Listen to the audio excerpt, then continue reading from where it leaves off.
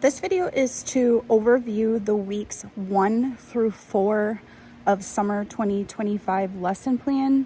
Starting in the floor area, here's the dot for the medium beam. That's where you could put the mounting block halfway if the kids are a little slower or more nervous.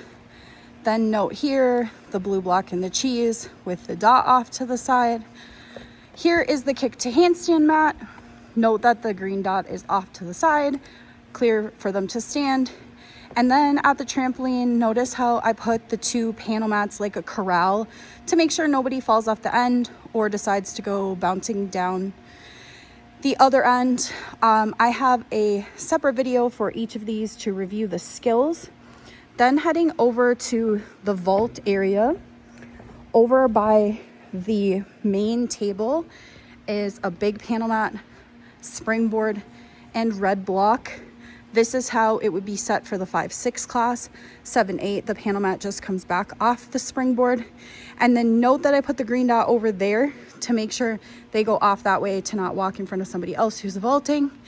Then here is run to straight jump stick. I did show how you could use a panel mat there if you were nervous with your 5-6s or anyone crazy being close to the edge of the tramp. It was not an issue for me today when I was trying it, but if you would feel better, that's how I would suggest doing that. Again, I made a panel mat corral here at the end so that it was really clear for where the kids should be on the trampoline, and then put the dot over there on the other side for where they should be taking turns with their friend. Also, talk about this light pink stripe, and then down on that one is the green stripe. So maybe we would get to a place where we would not need to use these panel mats, but I just think with it being new as stations, it's a good place to start. And then if you say, stay near the light pink stripe, then maybe later in the session you could try not using the panel mats and we can see how it goes. But I think the clearer the better for a newer lesson plan. And then here is where we're practicing the wall walk station, and I put this dot way out here off to the side, and it went okay for my showers today. But you could always move it down to the floor if you felt like they were going to fall on one another. And I have videos for each of those stations. For the bars area, there's where we're doing the monkey walk or drop for 5-6s.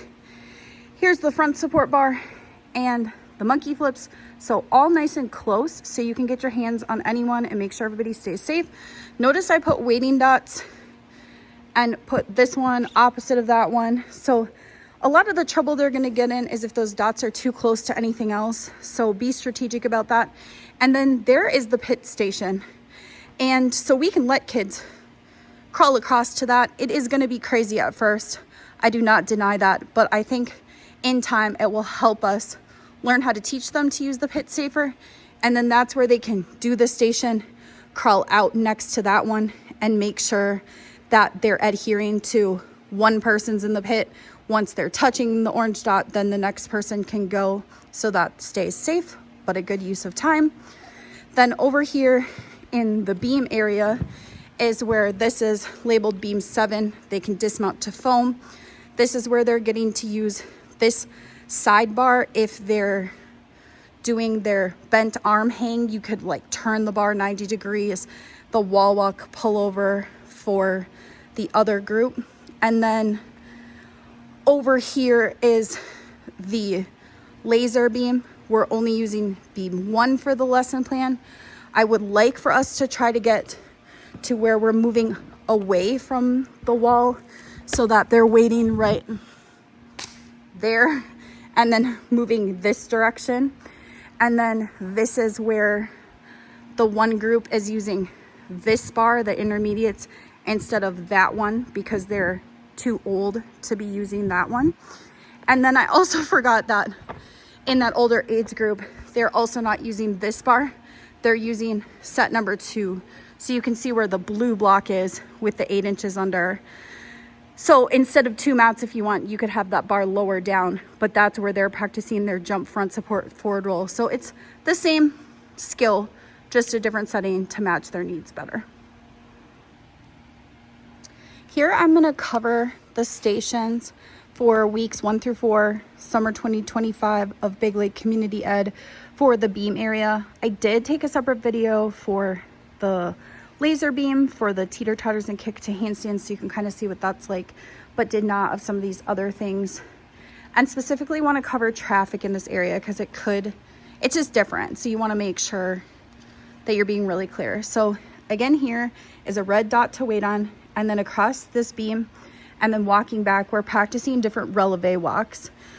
So obvious, a place where kids are going to rush, and we need to make them really understand how slow. And I think that would be great if a teacher shows it. Somebody who's really good at it, who can take their time, and then show. In the 5-6, we're just walking forwards with arms crown. And then in the 2 older classes, hands on our hips. But then they're introduced to the idea of the first time you do forwards. The next time, point your belly button at the pit. The next time, point your belly button away from the pit. And the next time, go backwards.